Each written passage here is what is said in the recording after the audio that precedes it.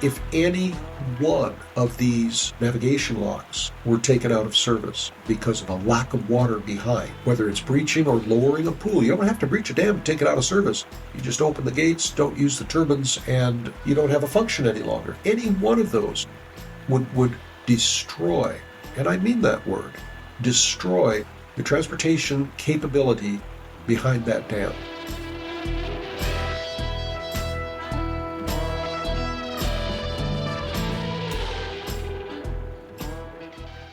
Welcome back to DAM, the official podcast of Northwest Hydropower.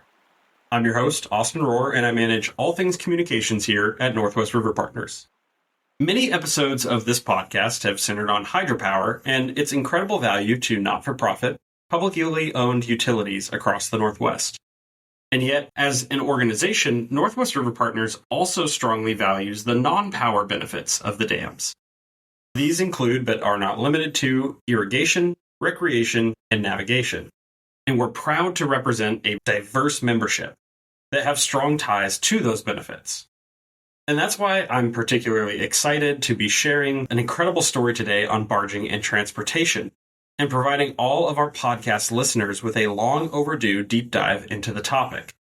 Joining me in the humble dam studio to do exactly that is Rob Rich, Vice President of Marine Services at Shaver Transportation. Rob, thanks for making the trip to be here with us. Austin, thank you. This is going to be a great opportunity to be able to share more about our industry, kind of shed some light on what seems like to some maybe a silent service, but let's get rolling. Yeah, I mean, I can say firsthand, I've gotten the opportunity to drive Highway 84 and Highway 14 many times over the years, traveling for work. And as you mentioned, it is kind of a silent thing. You see the barges on the river all up and down. You see them moving along, but it's just kind of one of those things that you're so used to seeing along the river that you almost don't really think about what's going on there. So we're going to dive into what is happening and give people a great understanding there. But something that we do at the beginning of every podcast is we try and really help our listeners understand the actual people that we're talking to and really tell the stories there as well. And so I'd love to just open this up with getting to know your background at Shaver a little bit better and how you came to be where you are now. Sure, you bet. Well, I'm one of the very fortunate ones who have been able to make an entire career out of inland marine transportation on our Columbia Snake River system. I came to the river in 1979. I worked for a tug company that has since been bought out, but came to work in 79 as a deckhand, and I will admit I was not a very good deckhand. I didn't realize that at the time, but I think my superiors did. So when an office position came up in dispatch, they made it clear that there was a great opportunity in the office to do that. So I started in 79 in towboat operations. I came to Shaver in 1986. So that gives me 46 years on the river, coming in my 46th year on the river, and 38 at Shaver. I've been in a variety of positions at Shaver, which is we'll get into that a little later, but a sixth-generation family-owned tug and barge line that operates here on the Columbia Snake River system. As I mentioned, variety of operations positions, and very fortunate to be the Vice President of Marine Services, which also includes Lower Snake River Dam and Columbia River advocacy opportunities, and I really appreciate that exposure and that part of the job. Never a dull moment in towboat operations on the Columbia River.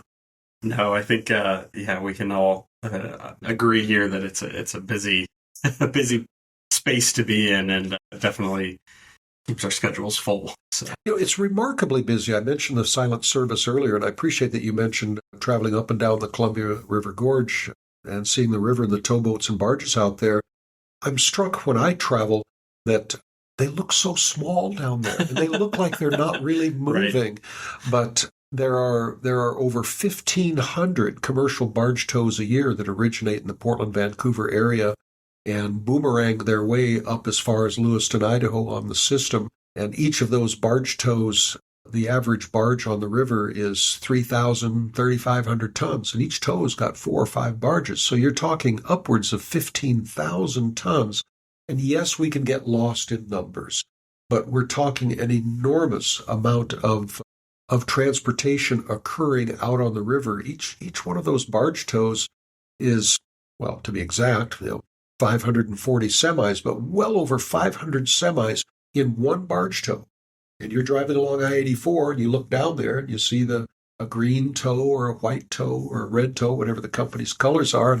And I just hope that puts it a little into perspective that what you're looking at with some quiet barges that look like they're hardly moving is actually well over 500 semis that are not operating on the road and all that is involved in that. Just a little background. And I think that's a really great way of putting it into perspective, because oftentimes when you're on those highways, you're going to be behind or next to or somewhere in the proximity of one semi, and often on the highway, those can feel pretty big, especially in some of those narrower portions of the journey. So yeah, when you think about multiplying that big semi next to you by 500, that really changes the way you look at that barge. Well, and it sounds like I could be making an adverse statement to trucking. I am not. If we think about it, for instance, let's take grain barges or chip barges with wood chips that go to mills. Each one of those barges are receiving their product at a river elevator, whether it's for wood chips or grain. They're receiving it by what? By truck. So it's coming out of the field and it's coming down to the river, or it's coming out of the forest and coming down to the river.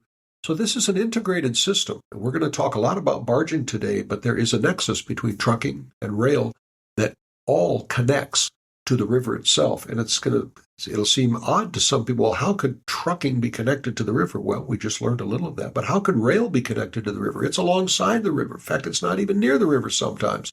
Well, we'll get into that a little later, but there is a connection between all those transportation forms, and there's a value to that.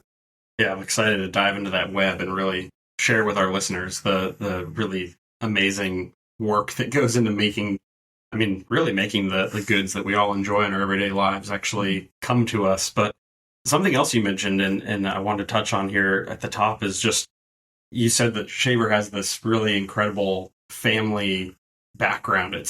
It's got a really unique story as a company, and I'd love to know, likewise to talking about your background, what that background is like at Shaver in terms of, how it came to be, really. You bet. It is I'd like to say it is a highly unique story. In 2024, it is.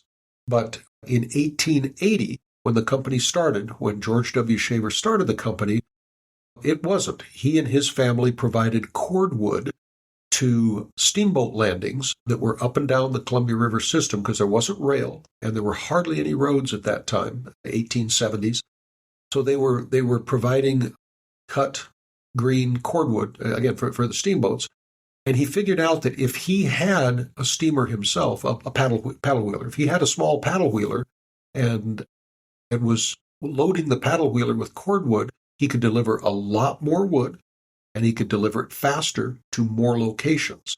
And so interestingly, that's how the company started shifting from cutting firewood to being a provider of cordwood. And so in 1880, they started out with one boat. By 1892, just 12 years later, they had 4 boats, and the company continued to grow from there. But that being said, Shaver has been a part of the development of first the Columbia and then the Snake River system since 1880. The first paddle wheelers that we had, not only taking sacked and bagged and crated cargoes up and down the river, they also did an enormous amount of ship assist work. So back when there were still sailing ships calling around the turn of the century and even into the teens here on the Columbia River, the paddle boats would go down to Astoria, hook up to the sailing ships, and actually take them up the river, because the sailing ships couldn't. We move into World War I. Shaver was the primary company that was doing the ship assist for the ships that were launched at the Vancouver shipyard to support naval operations in World War I. Then you go into World War II. There were shipyards all over Portland, Vancouver, 3 in Portland and a large one in Vancouver.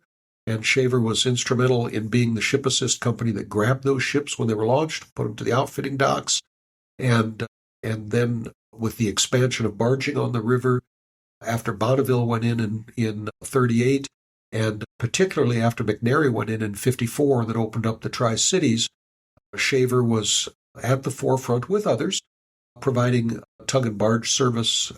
And then again, as we came into the early 70s, as the Lower Snake River dams came into effect, first Ice Harbor in 61 down by the Tri-Cities, and then finally Lower Granite up near Lewiston in 75.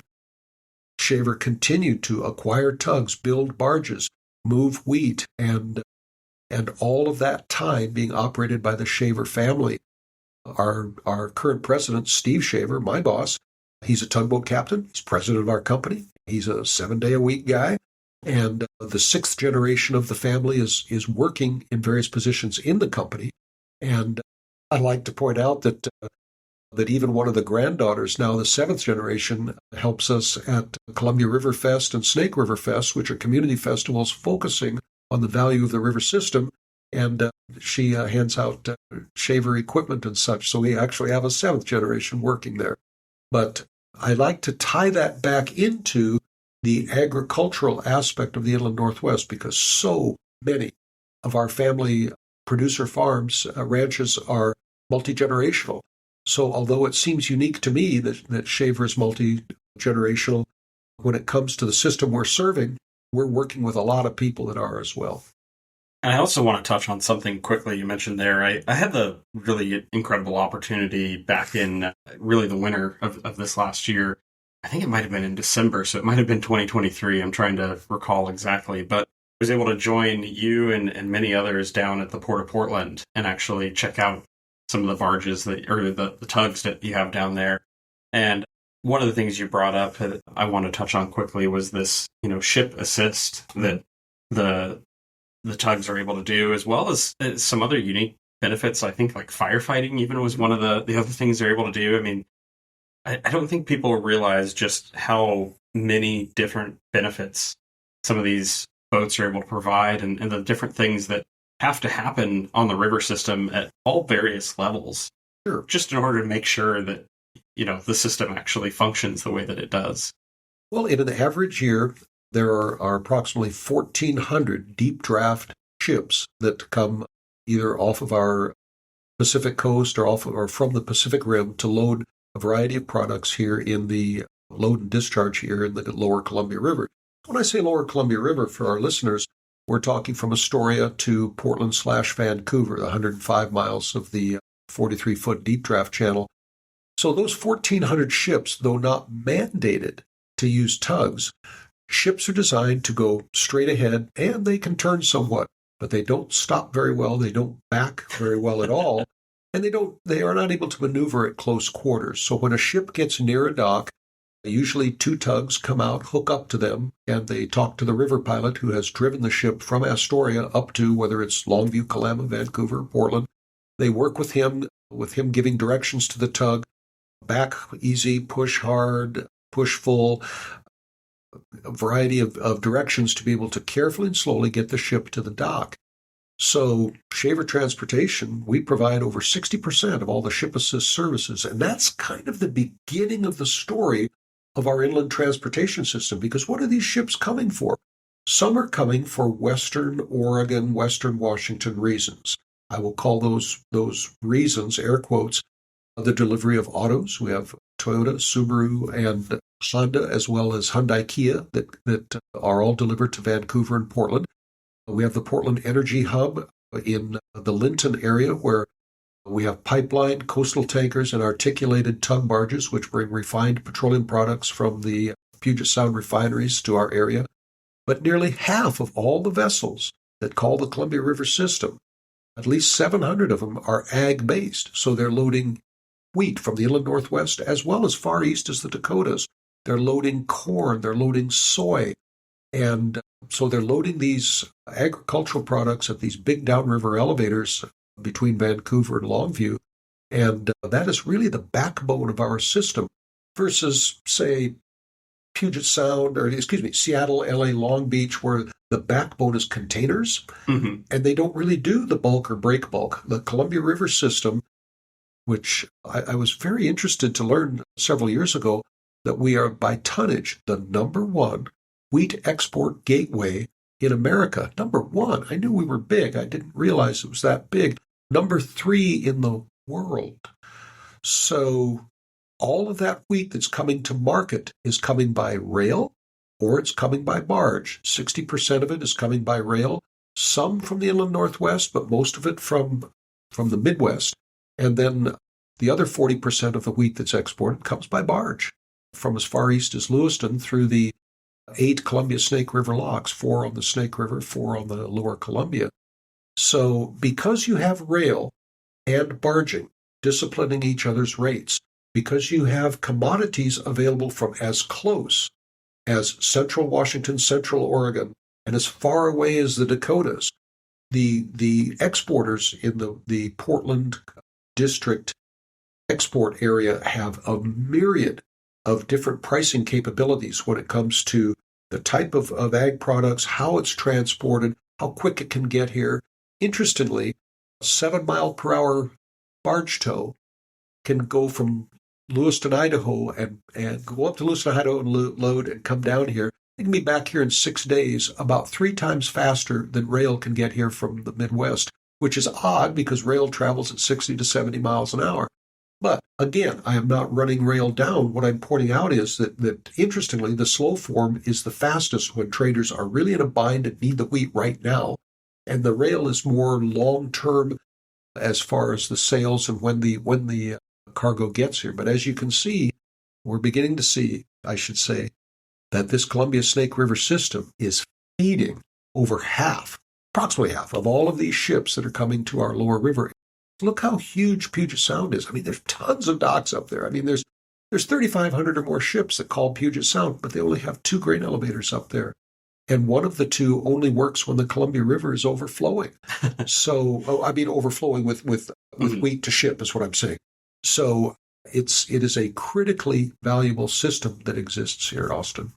And I just want to touch on that too, that, this is a system, right? And as you mentioned, which, by the way, it's fascinating that those barges can move so quickly because there are 8 locks that they have to navigate going both directions. So, 16 fortunately, yes. Trips, yes. And I think that's something that I wanted to make sure to really, explain very clearly is what we really mean when we're talking about barging. We're talking about river transportation. We're talking about this highway, essentially, that is created by having the dams in place to utilize those locks and really allow for these barges to be able to get up into these inland reaches of the Northwest. I mean, if anyone were to look at a map, you'd realize Lewiston is definitely not anywhere near the coast.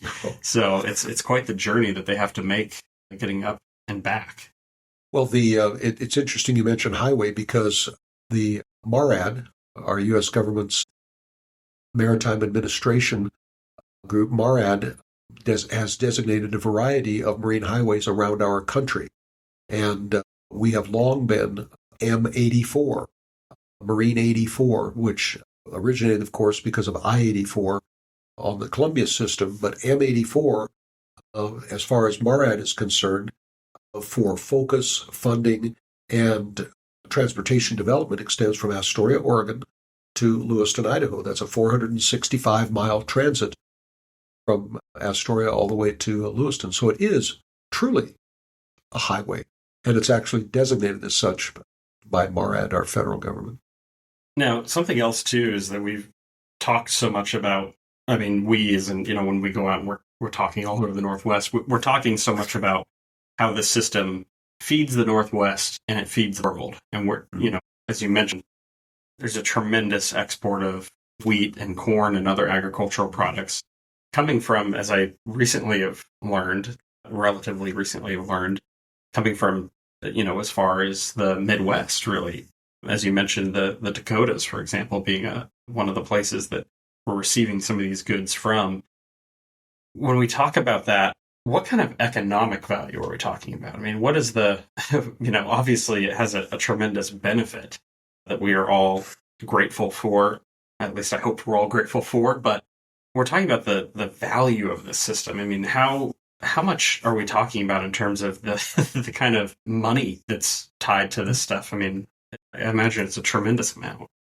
There are sources that are easily available to be reviewed. I think of Pacific Northwest Waterways Association, a Washington Association of Wheat Growers, that can actually put that dollar figure there. But again, when we start talking about dollars, we start getting into numbers.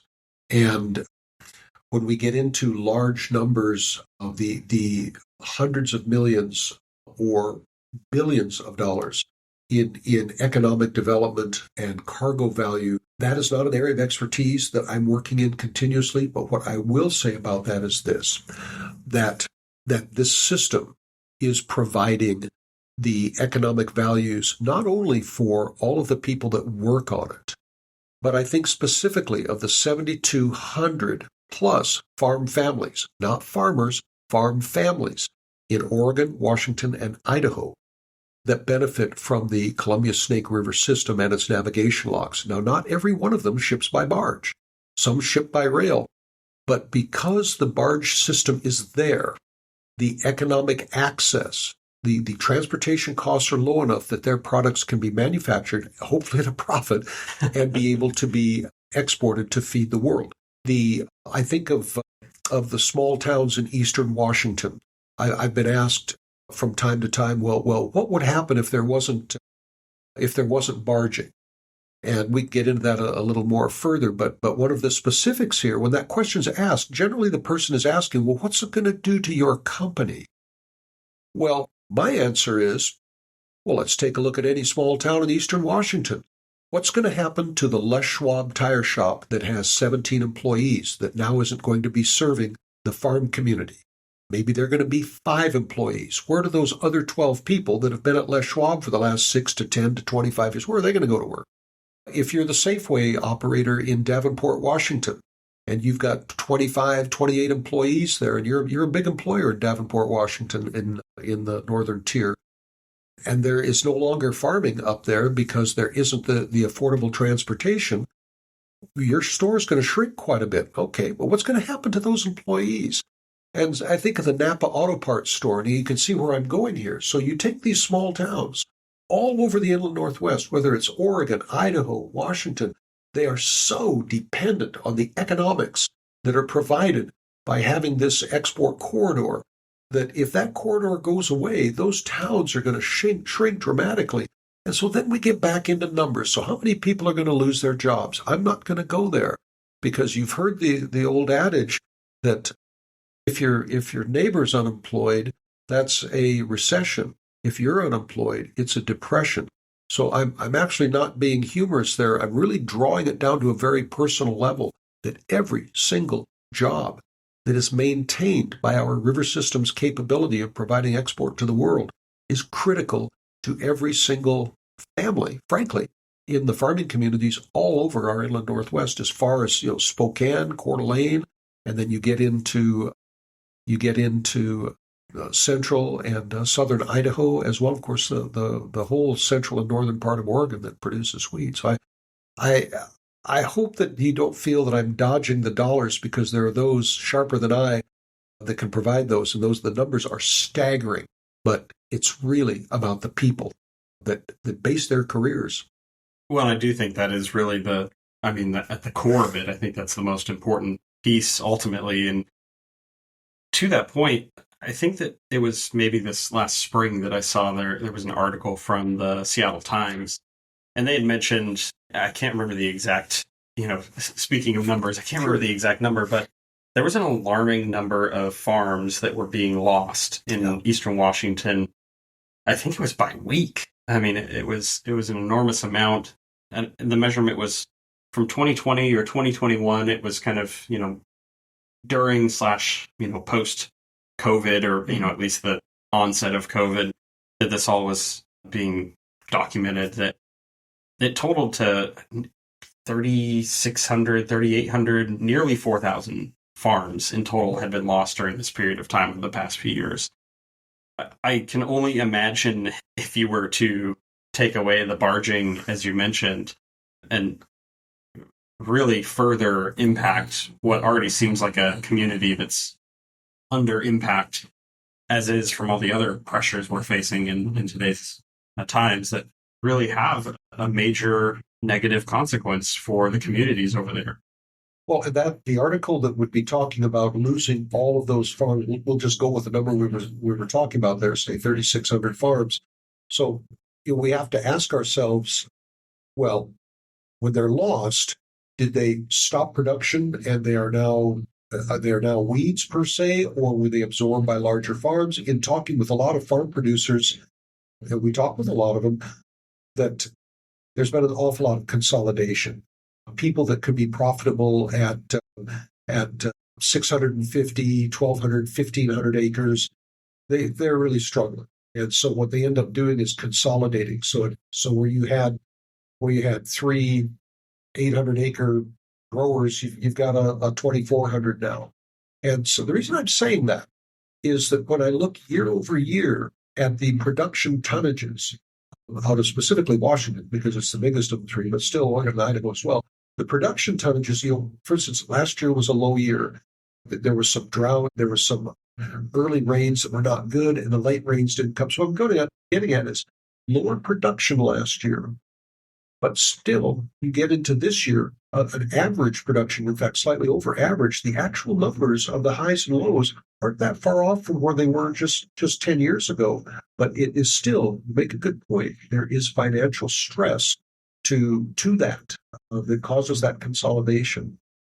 On the flip side of that, I think it's worth pointing out that there is tremendous, even in a relatively small number of people that really make this whole system work, there's some tremendous opportunities. And something that you've talked about so many times that I've been fortunate to hear, especially when we've been at mutual speaking opportunities and things of that nature, is the incredible job opportunities that are provided in transportation. And Shaver being one of those companies, while it might not be the biggest economy in the Northwest overall in terms of total numbers of jobs, the folks that are looking to get into this that could go into barging and river transportation have some really great things available to them. I'd love for our audience to get to hear about what those opportunities are and really, what kind of career trajectory people can find themselves in when they get into river transportation.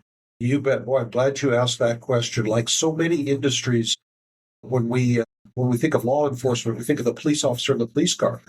There's a lot more to law enforcement than just that, although that's a major part. So when we think of towboat companies, and we'll talk about Shaver in particular, but this can be extrapolated to any of the towboat operators, certainly on the Columbia River system here. There are so many different work opportunities. I'll start with the obvious. So our tugs are crewed with captains and deckhands. The average crew that's going upriver on a 7-day trip, you have 2 captains and 2 deckhands. They work 6 hours on, 6 hours off, and it's about a 7-day round trip. So to become a deckhand at Shaver Transportation, and we can substitute any of our other colleague competitors on the river, whether it's our friends at Tidewater Barge Lines or Bernard Barge Lines or Boss Maritime, you start out as a deckhand.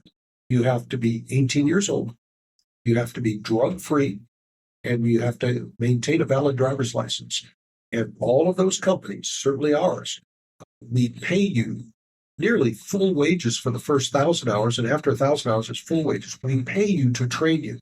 So we will hire you as a high school graduate. We will hire you after a year or two of community college. We do hire degree people. I'll go into that in just a moment. But the point is, there are a lot of really good entry-level jobs. So you start out as a deckhand. Well, starting out as a deckhand at our company is about a $65,000 to $75,000 a year job. And I think in just about anybody's book, although there has been a lot of earning erosion of the last few years, that's still a really good place to be starting, where the company is providing all of the training for you. Once you're cut loose as a deckhand. Oh, by the way, our industry doesn't overhire. So some industries that flex way up, then there's a layoff and flex down. Our industry I've been at Shaver 38 years. We have never laid off a crew member. There have been times when it's gotten slow that some crew members, particularly junior ones, have left to go into another field. But those that stick it out through those slow times, which we have fewer and fewer of those, it seems like, it's a very good place to be. So to get back to your question, you move from deckhand to being a tugboat captain. And a tug captain, we do all the training. We pay for your licensing. We pay for the training that you have to go through to sit for your Coast Guard license. That's a big change in the last 10 years. As it used to be, you worked your way up. But anymore, we're so focused on getting enough people to keep our equipment operating and operating safely that companies have had to adapt to that. So once you're a tugboat captain, it's like, oh gosh, well, I'm just going to be driving a tug the rest of my career. Well, for some people, that is just the dream for them. But for others, it's like, well, I've driven a tug 10, 15 years. What's next? Well, I mentioned the ships that come up the river. The Columbia River Pilots are an association of tugboat captains that have been drafted up to drive big ships. And that's a big step up to be able to do that. But for instance, within our office, we have 6 dispatchers. 4 of them are former deckhands. 2 of them are former captains. Not because they didn't want to do the job anymore, but they wanted something different. They liked the schedule. They liked, being home more often. Our port captains, that's the liaison between the boat crews and the office. That is a full-time office job. Both of them are former tug captains. Steve Shaver, the president of our company, yes, his name is Shaver, so that you could say that's why he's president. But he was a very accomplished tugboat captain. He was also a Columbia River pilot for a period of time. He worked his way up into that position. Our shop, we have 12 or 15 people in the shop. We're always, I say 12 or 15 because when we have 12, we want 15. So we have entry-level positions for mechanics and electricians as well as journeyman positions. In our accounting office, in our regulatory, for instance, we have 3 people operating in our regulatory. 5 years ago, we had 1. I realize that's only 2 jobs, but that's 2 big jobs. And we've found a value with retired Coast Guard people that are mid-career, and they're excellent in the regulatory side. So there's a myriad of opportunity. When you see a tugboat out on the river, there's a lot of shoreside support for them, whether it's maintenance or administration, and I didn't even mention accounting. So these companies have a lot of tentacles, and where I want to kind of draw this back down is whether it's a union company or not. We happen to be a union company, but if you're a non-union company, you're still paying really good wages, because why not? If you don't, well, they're going to go to the union company. The benefits, the health insurance benefits, the retirement benefits, the vacation benefits, these are what I call old-time economy driver jobs, because these aren't just that term that gets used a lot, family wage jobs. And I'm not putting down that whatever somebody views as family wage. I consider these jobs to be economy drivers because of the amount of stability, benefits, and of course income. It allows people to buy that late model or new pickup truck and maybe a camper, or maybe they're going to put a small pool or an addition on their house. And the reason I'm saying that is not that people are just spending a lot of money. What I'm getting at is these are jobs that allow our economy to be driven. And ultimately, it's solid job performance that drives economy, whether it's our tugboat company or it's the Clearwater Paper at Lewiston, or if it's Northwest Grain Growers at the Tri-Cities.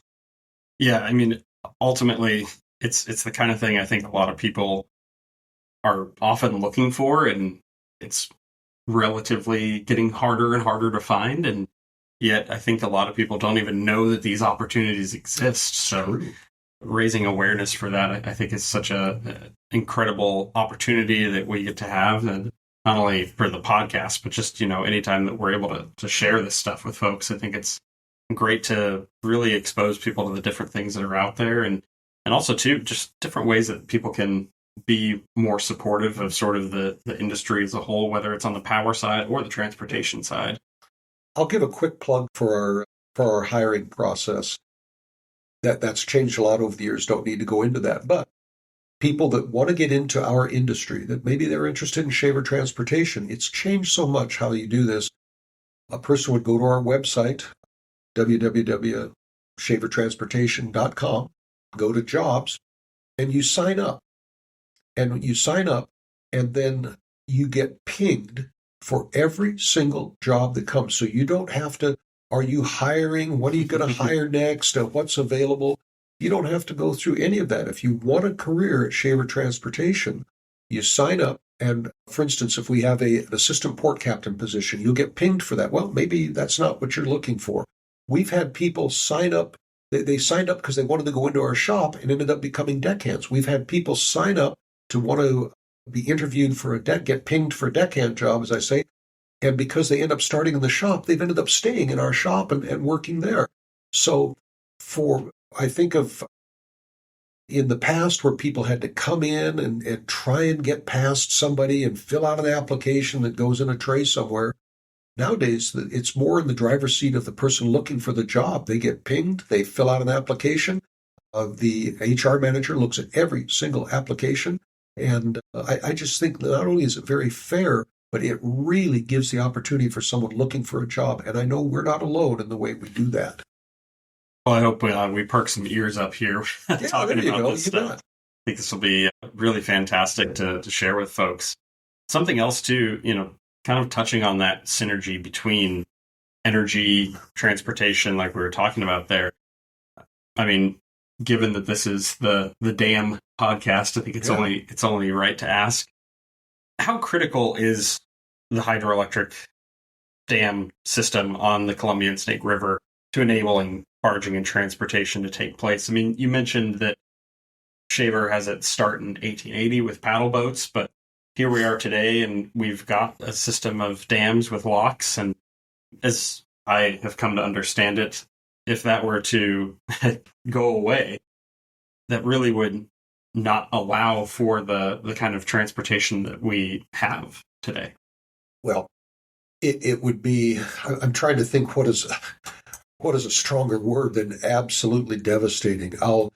You mentioned the hydropower side of it. Hydro and transportation are hand in hand. Now, admittedly, when the projects were built, starting with Bonneville in 38 and the rest of the dams up the Columbia main stem as well as the Snake River, although they were built with tremendous hydroelectric power capability, every one of them were built with a navigation lock. And they were built with a navigation lock in mind to open up the inland Northwest to river transportation. It is, when somebody says something is the most efficient, there's so many different ways things are efficient, but I would like to make a point of how efficient river transportation is. And if it wasn't for our hydro system, this transportation system wouldn't exist.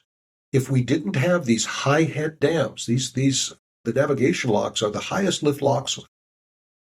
They were the highest lift locks on Earth at least 20 years ago. I don't actually know that they are today, although I haven't heard of a nav lock that's actually a higher lift. But that being said, each one of the projects on the Columbia Snake River system is holding back nearly 100 feet of water.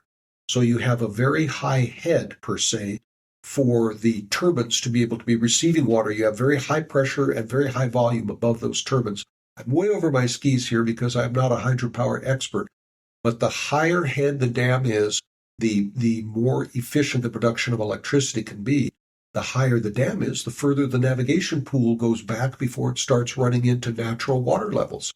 So the hydro system has created this highway that is able to maintain this steady depth all the way to Lewiston, Idaho, and that needs virtually no dredging.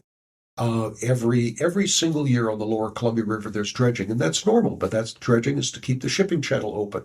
The Snake River gets dredged up at the confluence near between Lewiston and Clarkston, where the Clearwater and Snake come in. It gets dredged every 6 to 8 years, and it isn't all that much. So the point is that, although it's critically important, the point is, though, that if any one of these navigation locks were taken out of service because of a lack of water behind, whether it's breaching or lowering a pool, you don't have to breach a dam to take it out of service. You just open the gates, don't use the turbines, and the pool, you don't have a function any longer. Any one of those would destroy, and I mean that word, destroy the transportation capability behind that dam.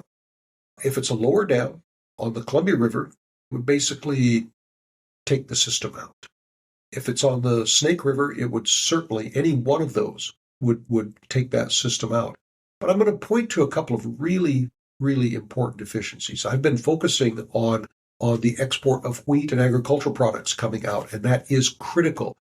Every bushel of wheat is feeding somebody in the Pacific Rim. It isn't a television. It isn't an automobile. It is food. Taking nothing away from TVs and automobiles, all kidding aside, because they are imported items that create an economic value in America. But we are exporting food that people are eating, and this is a base food. A lot of the corn is feed corn to feed cattle and pigs for production, for meat, so that people can eat that around the Pacific Rim and have it be more affordable. But where I'm headed is this. There is also a barge pipeline, I call it the Cascade Pipeline, of refined petroleum products that travels between Portland and the Tri-Cities Energy Hub. Now, a person could say, well, there's gas, diesel, it's all over the place.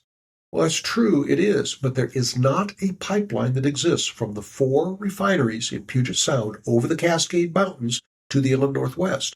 There is a pipeline from those refineries to Portland along with tankers, and so the refined products, which is gas, diesel, avgas, jet fuel, it comes to the Portland Energy Hub, is loaded in double hull vapor recovery barges, and is barged east to the Tri-Cities. At the Tri-Cities, it's distributed by pipeline down as far as Salt Lake City and as far east as Missoula, Montana, because there are refineries there. So that being said, refineries that can also move product the other direction. The point is this. There isn't another way for the inland Northwest to receive its volumes. Well, you could ship it by truck. You could ship it by rail. Well, first of all, the rail infrastructure doesn't exist for it. The trucks aren't there. Talk to anybody that operates a trucking company about what it's like to hire drivers. I won't even go into that. So the point is that there are some critical national security related issues. Oh boy, he dropped the national security. Well, when we're talking about jet fuel for Fairchild Air Force Base or for Mountain Home Air Force Base out in Idaho, when we're talking about fuel for Walla Wallace Airport, for Pasco's Airport, for Spokane International, these are critical national security values, and it is moving silently up our river by barge. If it wasn't for the navigation locks, there isn't a way to do that. There just isn't. So when it comes to a lock coming out, there is so much to it. It's this whole concept of alternate forms of transportation. There are 3 forms of ground transportation. There's rail, truck, and water. There isn't what I said there earlier, there wasn't a more efficient way to move than by water. Let's take a look at Texas Transportation Institute at Texas A&M. They did their first transportation ton-mile per gallon study in 2011. They updated it in 2017, and the most recent is 2022. So they've got quite a stretch of time that they've been doing this. Trucking has made huge inroads in fuel efficiency in America. 151 miles on a gallon of diesel to move a ton of cargo. Rail is the big dog in the country. Wherever there's rail, you want to get off of trucks onto rail. Rail is 476 ton miles per gallon of diesel, 3 times what trucking is. Inland barging, 675. So any time that you can get cargo in bulk off of trucks, off of rail, onto barging, there isn't a better way, not only economically, but carbon footprint, fossil fuel utilization, emissions, than shipping by barge. The other feature of that is anyone can speak to urban congestion, freeway congestion when it comes to trucks and cars and interactions. Seattle, Portland, even Spokane. I mean, near gridlock, it seems sometimes. And then also rail congestion, heavy rail congestion in any of our big city hubs, with locomotives idling and lots of emissions without having transportation occurring. Just a lot of idling. So the point is, when you can be on a product on a barge, going through a navigation lock, burning the least amount of fuel, creating the least amount of friction, you don't have a fire hazard on the river. There can be all sorts of fire hazards that occur with rail and trucks. Those things just happen. But you don't have that with river transportation. It just is not only efficient, but it is the safest and also the most non-congestive way of moving. Any one dam that goes out drastically change that for the pool that is behind it.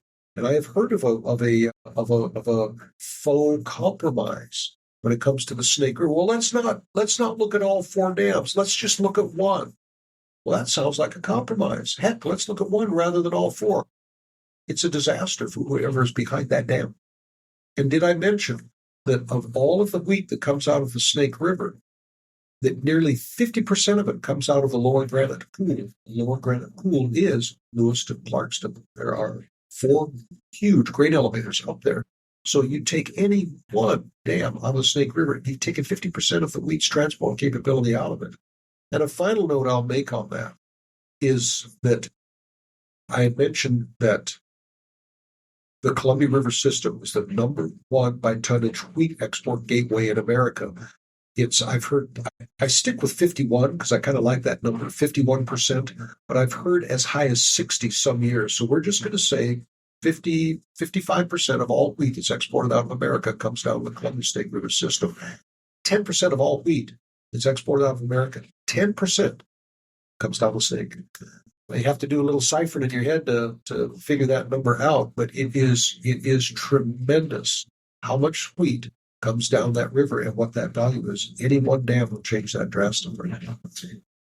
As we've talked about this throughout this podcast, I think that the comparison that I would almost draw is that it's sort of the transportation system is almost like a food web in the sense of, looking at when we look at the salmon issue, for example, the salmon, the orcas, everything in that system, we often say that you can't really just, flip one switch, pull one lever, and get a result because it is an interconnected web. And so anything that you modify here is going to have impacts throughout that entire web. And oftentimes you don't even know necessarily all of the impacts that you could potentially be looking at. And so I think in this case, it's interesting similarly to say, if you do change one thing within the system of the dams and locks, then has a barging impact, which then has a truck and rail, and who knows what else kind of impact beyond that. I mean,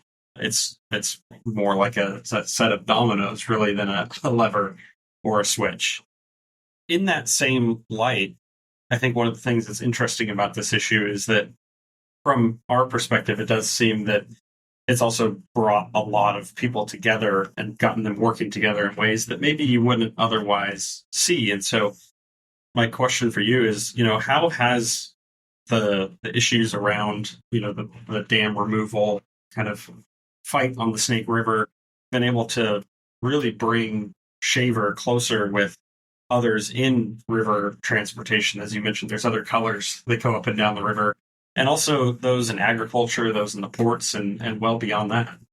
Well, in a word, it has been incredible. Individually, as you mentioned, the upriver ports, the towboat companies, the hydropower, not only producers, but distributors and utilizers, the irrigators, individually, they've had their concerns. And within their associations and organizations, there's been a variety of pushback. But it has been, I don't want to say fragmented, because it wasn't fragmented, but as far as the opposition towards the dams, they have seemed fragmented because it was individual voices speaking. We have found a tremendous value in learning to understand each other. I mean, just in the last several years, the transportation community's understanding of what's going on with irrigation, what their needs are. You would think we'd know all about that. Heck, they pull water right out of the river. But actually, there's a whole world that's involved with irrigation that is so critical to the operations of hydro as well as water capability from the dams. Learning about not only how the hydro system works, but how much it does to serve the salmon populations, how incredibly valuable the money that has been spent has been, contrary to some press. But the point is that hydro, irrigation, transportation, we have all in the last several years really come together to know each other on a first name basis, to talk about how the system works for us. Well, hey, it works like this for me. Oh, I mean, it works like that for you. And although a big hydropower dam or a hydroelectricity distribution system couldn't be further from what a tugboat with a couple of large, 1,700 to 2,000 horsepower engines per side, it seemed it would be so different and so far apart. Actually, we're not, because we are so interconnected and the voice is the same. We aren't serving just ourselves. I think we'd be in trouble if we were just serving ourselves. Every irrigator is feeding tens of thousands of people. I did a quick little look recently here. I believe there are 14.3 million people in the states of Oregon, Washington, and Idaho. And those 14.3 million people all do the same thing. Virtually all of them, they turn a light switch on. Well, where does 60% of that come from? Well, it comes from hydro. And then we can keep going from there. The point being is this, that the political and activist pressure that has raised the specter of dam breaching has had a very positive effect on the utilizers and supporters of the system, to bring those people together in a more unified voice and a voice of understanding for the Northwest, so the Northwest understands what the heck is going on out there. When we hear things like, well, the Snake River dams, they could be replaced with alternate forms of energy. It's just like alternate forms of transportation. If it was that good, it'd be there already. I'm not saying that alternate forms of electricity production are not valuable. But as we have all heard, the wind doesn't blow all the time. And when does it blow the least? When it's the hottest and the coldest. And the sun doesn't shine all the time. It shines during the day. It does not shine during the night. I know those sound a little pat, but the comment I like to make to people when it comes to hydro production is this. Have you ever tried to stop a river? The wind starts and stops. The sun starts and stops. Those are natural occurrences. But take a piece of plywood, try and hold it in a river. You can't do it, because a river never stops. It is always flowing. As long as water is flowing in a river, there's always hydro, and it just doesn't get simpler and more valuable than that. And because of those dams, you have the irrigated agriculture, which is very high revenue, very high output. I just picked up recently that in Washington State, near the Tri-Cities, over 67,000 acres are irrigated. 67,000. And dryland wheat, the margins are much narrower, but irrigated, that's really good. And when you have farmers that are doing dryland wheat and they're ranching and they have some irrigated, now you have people that have economic stability. And that's what drives America, is economic stability. Well, I think it's also worth pointing out as part of this conversation that, at least talking to a lot of our folks in the public power space, in terms of stability, the last few years have been particularly challenging, and there's been a lot of unique challenges, whether that's on the economic side, whether that's from the pandemic, whether it's from things like climate change. You know, you're hearing more and more utilities, for example, facing these wildfire threats that they never thought they'd have to deal with here in the Northwest. On the barging side, on the transportation side, I imagine there equally are many unique challenges that have been coming up recently, in addition to the dam removal issue that we so often talk about. Could you speak to what some of those other challenges are within the river transportation industry right now, and kind of what you and also the other folks in that space are doing to kind of tackle those challenges? Well, actually, I'm going to have some pretty positive comments here. When it comes to the Columbia Snake River system, the Snake River being fed by enormous reservoirs in Idaho. And by the way, the enormous reservoirs in Idaho that are producing power, that are providing flood control and providing irrigation, they don't have navigation locks in them. The navigation locks are not at Hells Canyon and Brownlee and Oxbow and the other reservoirs in Idaho. So the Columbia River, of course, is fed by Canada, as well as what we see behind Grand Coulee Dam. And so we have a very steady flow of water on this river. So where I'm going with that is this.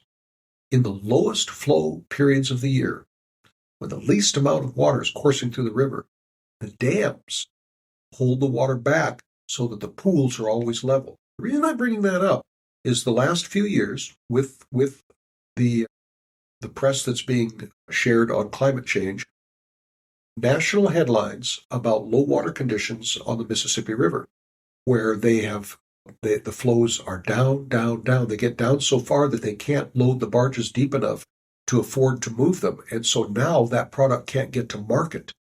And the last 3 years, there have been low water events on the Mississippi River system, which is much larger than ours, huge system, very well run system. But it's only as good as the amount of water that flows into it.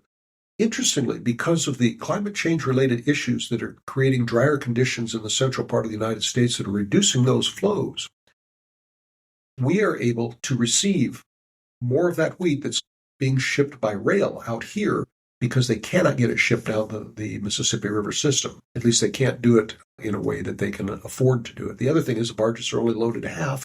And so if they're only loaded to half, then that cuts the number of barges available to load on that system in half as well. So we actually have a very stable system out here in that respect. But where there has been concern is with in particular, the higher heat events that we've been seeing. I believe the term they use is heat dome, but still more sustained triple digits, and not just triple digits with a 0 after it, triple digits with the second digit having a 1 in front of it. And so that puts quite a bit of load on the system. But as far as our transportation goes, the tug and barge lines, that has not had an adverse effect on us. And to a degree, it has actually shoved some work out here. But that being said, the primary issues that we deal with, which are high winds, high flows in the spring, those are traditional navigational issues that our industry has been built up around and handled very well. I'm not sure I answered your question clearly, but climate change, I feel, just in my opinion, it's going to be much more of a factor for hydro producers, and irrigators. So we've learned quite a bit about how difficult it has been for them to keep things that are irrigated, to keep them irrigated to the proper moisture level, and to not have leaf burn. I'm sure there's a better term for it, but the point is, some of the other servers of this river system have truly been impacted. And I look forward to hearing your podcast when you speak to those people about how that they have been affected. But very fortunately, the security of our transportation system due to climate change really has not been affected that much out here. Well, that is good news, and I think it did perfectly answer my question, because there are so many unique challenges, and in this case, it's because of the dams. Yeah, it's because of them, not in spite of them. Yeah, and it's reassuring to hear, because we are seeing so many headlines that kind of lead people to believe that that's not going to be the case, right? Yeah. So, as far as the transportation side, obviously we'll have to do something to help make sure our crops are surviving some of these higher heats and things like that, but yeah, I think that we are fortunate more than we realize to have the dams there to ensure that we can retain this water through some of these hotter, drier months and make sure that river does continue to flow, as you mentioned. As we get down to the tail end of this thing, something I do want to ask you is, when it comes to people who are really interested in this, I know we mentioned ways that people can go check out some of the job opportunities, but if they just want to know more about Shaver, if they want to learn more about this industry, where can we send them? Where can people go to do an even deeper dive than we've done today on the topic? You bet. It sounds like such a pat answer because virtually everybody's going to say the same thing. Our website, shavertransportation.com. But our website, the plug I want to make for that is Steve Shaver's sister, our co-owner of our company, Samantha Shaver. She has been in charge for several years now of maintaining and upgrading our website. We have a lot of history there. We have all of our equipment there. I'm a real equipment nerd. That's, you were asking earlier, one of the things that really drew you to this job and this system. Well, I've always had a deep nexus with boats and water, like many people do, but also heavy equipment. And so people can kind of geek out a little bit on our smallest tug at 450 horsepower and our largest tug with firefighting capabilities, as you mentioned, at 8,400 horsepower. It has 2 locomotive engines in it. It's a very powerful tug. But the website not only shows what our equipment, it shows our history and pictures and such, but it also talks a little bit about the job opportunities in our company.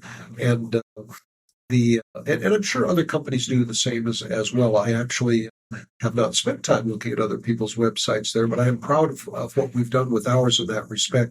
And it gives you a broad look at the variety of things we do, the grain barging, the ship assisting, the general marine, which is moving the high, wide, and heavy, oversized pieces of the M84 highway, and dredge support, and just all of the different things that towboat companies do. And I as I was coming to this podcast today, I used earlier that comment, silent service or secret service, not secret service, but silent service, that we go, we do our jobs, and we go home, and we come back, and we do it tomorrow, and the day after, and the day after. We do it safely, we do it efficiently, and we haven't done a very good job traditionally in touting our wares of how valuable we are, about how much we support. And back to your earlier question of how has this brought the various river user operator people together, it has really brought us together in that respect, so that we really understand how we're a significant part of a very large wheel. Well, I really appreciate that. And, as we're wrapping up here, the last thing that we always do on this podcast is we try and take it all kind of back full circle to the beginning. And as I mentioned at the top, the way we do that is we talk about our guests. We try and really help people understand who they got to listen to today and who they got to hear the story from. And so the way that we do that is a little bit on the spot. And some people appreciate that more than others, by the way. No problem. But the way that we do that is I give everybody an opportunity to kind of take a step back from the actual discussion, the actual issues, and talk about something that's more personally valuable to themselves. So I ask everybody to give us a little piece of advice at the end. And it can be advice job related or unrelated, but I think everybody's got some kind of thing in one way or another that happens to drive them or speak out to them at particular times in their life. And I think we have an incredible opportunity to open that up and share that with other folks. So yeah, the floor is yours. Whatever inspires you or speaks to you, we'd all love to hear it. Sure. Well, first of all, thank you for that opportunity. And for the listeners, no, this was not scripted, this part. not that any of it was. But but thank you on that. I'm going to hope, it is my hope for this podcast, that the listeners are going to say, he is passionate about this. He is knowledgeable. No, folks, I am not an expert, but I do have some knowledge to share, which I appreciate that opportunity. But the point is, I hope that my feelings of value and passion are coming out here. What I would like to point out about that is I am not educated in this area. This is not a career direction that I took to be an advocate for towboat operations on the Columbia Snake River system. I'm a fact-based person. Now, sometimes when we hear that fact-based person, it's, well, I only believe my facts. No, I'm a fact-based person. I will comment about the Snake River dams. I've said this before and I will say it again. I would be shaking in my towboat boots if the numbers of returning fish were ever down, ever down, ever down. They're always on the way up. They have been for the last 20 years, particularly the last 10 years. If the fish passage at the dams were low as they were in the 50s, 60s maybe, I'd be very worried. But what I have learned over time, and I won't go into all of those numbers, but what I've learned that those features that are being shared that it looks so bad are not the case. It's not the truth. My mind has changed. And so I feel it's important. My advice is to people, if I had to give advice, was please research and look at both sides. Personally, I am a person that has very strong opinions, but I have learned over time, strong opinions are wonderful, kind of around the campfire.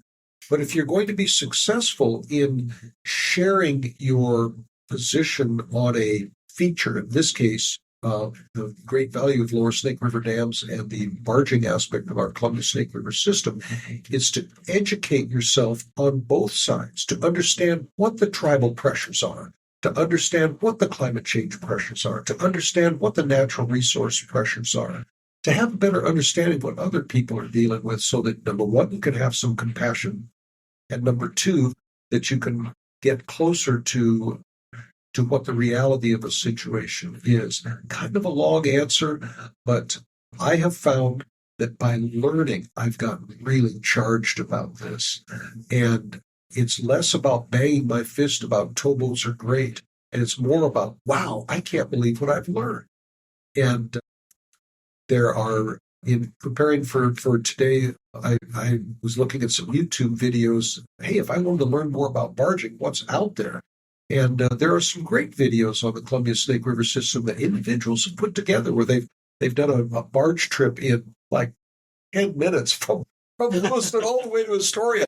I'm trying to think I think that's like at 600 miles an hour, but they videoed being on a barge all the way down. And then there's another terrific history video called Sagebrush Sailors. It's a few years old now, but it talks about the developmental history of the river system and some great old footage. But just educating and not being closed to a position and trying to understand what other people's needs are in this whole system, not just one's own. And I mean, I think that's incredible advice to share, not only for the sake of this issue, but, I know election years are always challenging times, right? And so, very yeah, research is a fantastic tool, and being open-minded is so incredibly important. So I really appreciate you sharing that with us. And I definitely can echo that sentiment as well. As somebody else, sitting in this seat here, it's just incredible to learn so much about the history and all of the work that has gone into and continues to go into the system, whether it's on the hydropower end or on the transportation end. I mean, there's so much there. So hopefully we've inspired some folks today to, not only take an interest in this, but take a deeper dive. And if nothing else, go check out some YouTube videos, right? Like I say, hard to believe that a barge tows faster than a train. Yeah, absolutely. It's kind of like the tortoise and hare tale, right? Exactly. Well, Austin, thank you so much. Yeah, absolutely. Thank you for making the time. Really appreciate it. And I hope that people on the listening into this podcast get to hear a lot more from transportation moving forward. You bet. Since getting to know Rob recently, I can say he's truly one of the most enjoyable people to have a conversation with. His passion is evident, and his knowledge is deep on all things river transportation. So, selfishly, I quite enjoyed this podcast, and hopefully you did too. I also think it's high time that we start speaking up about what Rob described as a silent service. You can also speak up by going to nwriverpartners.org. That's NWRIVERPartners.org/take action and sign up for our newsletter today. We'll let you know when and how you can get involved without crowding your inbox full of unnecessary emails. You can also get in touch with us via our contact form on nwriverpartners.org or by sending an email to info@nwriverpartners.org. We really do take the time to read your emails and have conversations with you all, so please don't hesitate to reach out. Finally, we always ask that you kindly submit positive reviews on your favorite listening platform, the one you're on right now, and subscribe to the podcast, which helps boost our rankings and grow our audience. You can also just share DAM with your friends and family to get them listening. Lastly, be sure to turn on notifications so you don't miss future episodes. And you can always find us on social media at NW River Partners on Facebook, Instagram, LinkedIn, YouTube, and X. This DAM podcast, DAM to be exact, will be back with another great episode in 2 weeks. And until I talk to you then, I'll once again wish you all a very heartfelt see ya!